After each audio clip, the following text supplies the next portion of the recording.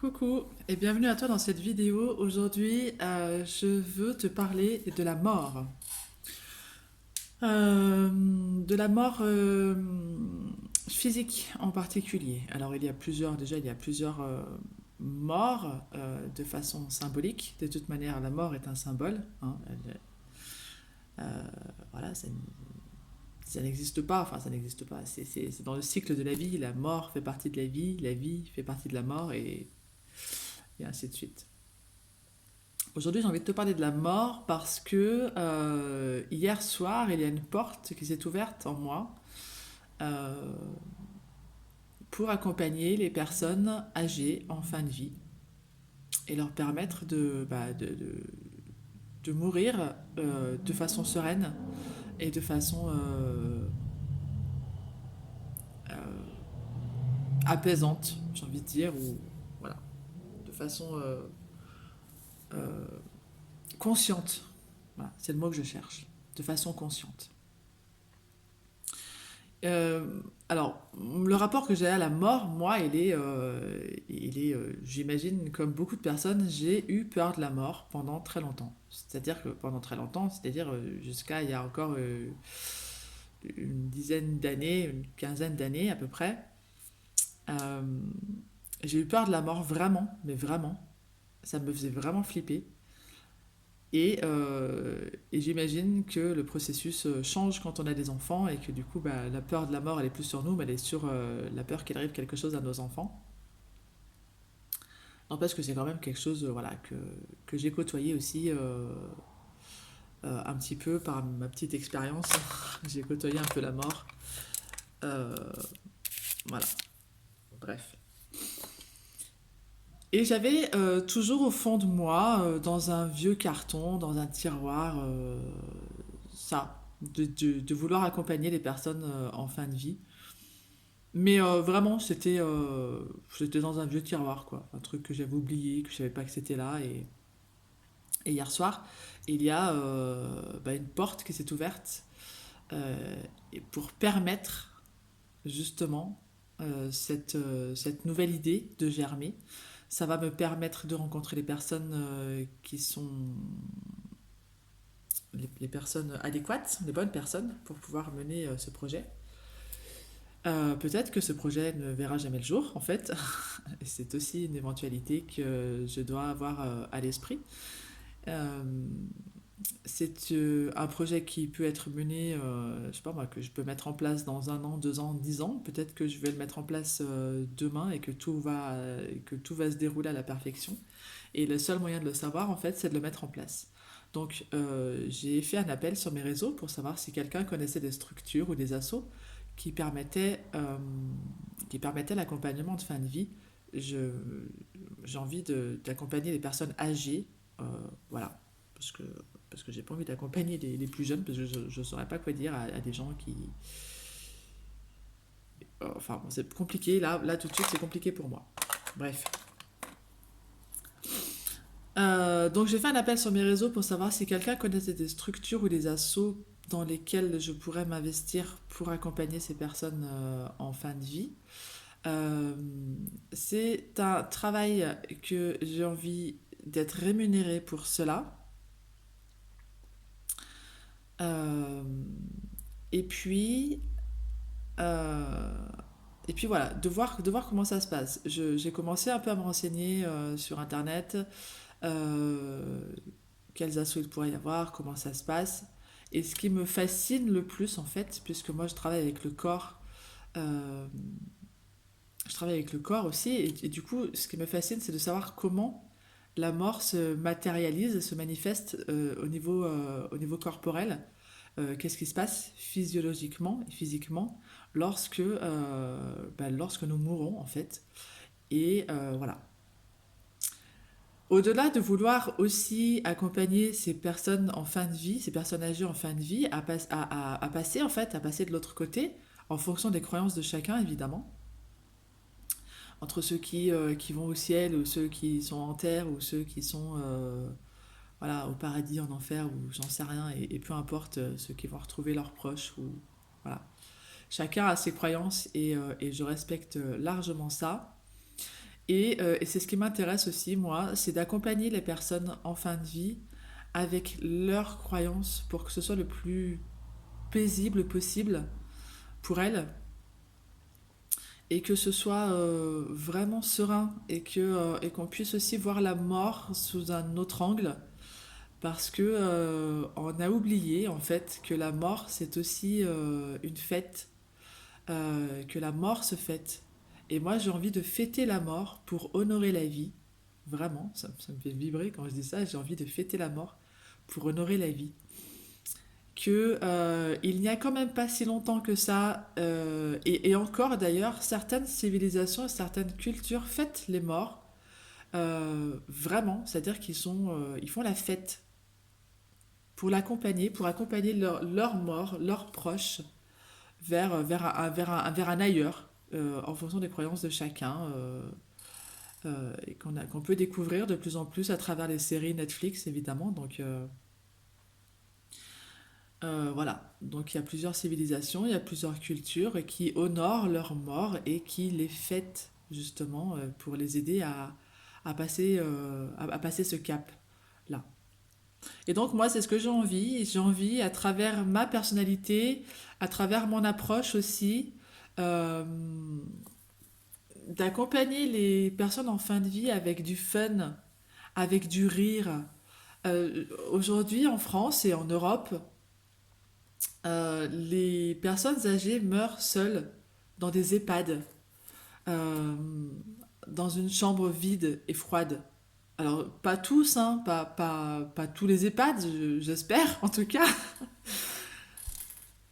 Et que de plus en plus, on place nos anciens dans les EHPAD parce que on a des vies qui sont trop remplies. On n'a pas le temps pour nos anciens, on n'a pas le temps de s'en occuper, on n'a pas le temps de les appeler, on les appelle rarement et nos anciens meurent seuls.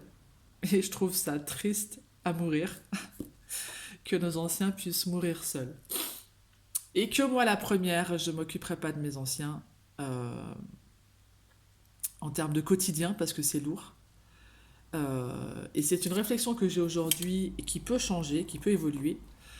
C'est une réflexion avec laquelle j'aimerais qu'on soit respectueux, parce que moi, je respecte ce choix-là de dire voilà, que pour le moment, et c'est ma vérité aujourd'hui, j'ai pas envie de m'occuper de mes parents ou de mes grands-parents, enfin encore moins de mes grands-parents parce que c'est pas, voilà, c'est dans la hiérarchie et dans la société, que je veux bien être là pour parler, pour écouter, pour, mais aussi il faut entendre que c'est pesant sur une vie. Et ça c'est pareil, c'est une croyance que ça prend du temps, mais voilà, mais peut-être pas en fait, j'en sais rien. Et c'est une réflexion voilà, que j'amène ici avec toi, euh,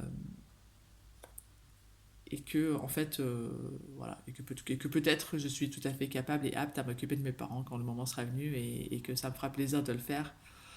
Mais c'est juste que pour l'instant, c'est pas à l'ordre du jour. Peut-être que c'est parce que c'est pas à l'ordre du jour que j'ai pas envie de le faire. Bref. Et du coup, moi, j'ai envie d'apporter du fun dans ces moments-là. J'ai envie de me dire qu'on peut rire. Enfin, je veux dire, qui a envie de mourir seul sur un lit d'hôpital ou sur un lit d'EHPAD? Qui, qui a envie d'avoir des gens autour de nous qui nous pleurent et qui disent oh, tu vas mourir, tu vas nous manquer? Mais oh, fuck les gens, fuck. On est là pour vivre. Jusqu'au dernier instant, jusqu'au dernier souffle, on est là pour vivre. Et moi, j'ai envie d'accompagner les personnes en fin de vie avec du sourire, avec des rires. Et que, évidemment, qu'on ne peut pas occulter le fait qu'il va y avoir l'absence. Mais au-delà de l'absence, il y a des souvenirs. Il y a une vie qui a été faite. Quand c'est l'heure, c'est l'heure. C'est comme ça. Aussi triste que cela soit.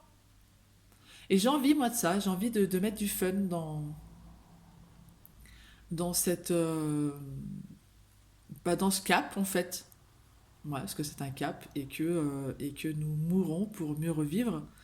Et que c'est un cycle, en fait. La vie est un cycle infini et que nous mourrons de toute manière